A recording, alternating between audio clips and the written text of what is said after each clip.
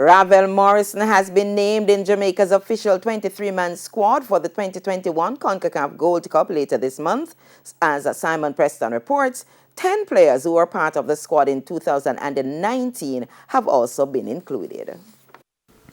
Ravel Morrison, who arrived in Jamaica on Wednesday, is facing a nervous 4-day wait to learn whether he will receive a US visa in order to join the rest of the Reggae Boys squad at the Gold Cup on Monday. It's understood that the talented midfielder could be replaced by Jamal Lowe on Monday if he does not receive the travel document.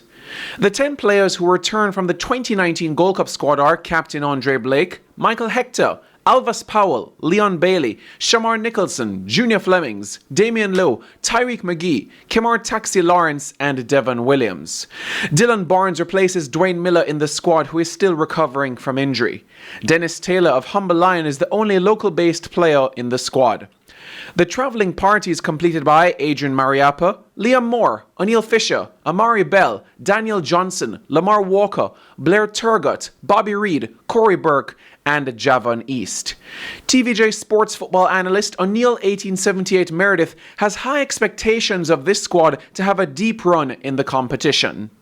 I see this team at least getting to the semi-finals. I think, though, with better preparations, we could be thinking of winning our first Gold Cup. Word out of CONCACAF is that the United States and Mexico won't be feeling their strongest teams. They'll be resting some of their key players. So I expect that would level the play field in our favor. But we have seen Coach Whitmore at work before, and we have seen him work miracles and have basically pulled the rabbit out of a hat. So I do not think that we should at least give up hope of him doing it again. The coaches and support staff left the island on Thursday ahead of the tournament, which is set to run from July 10 to August 1.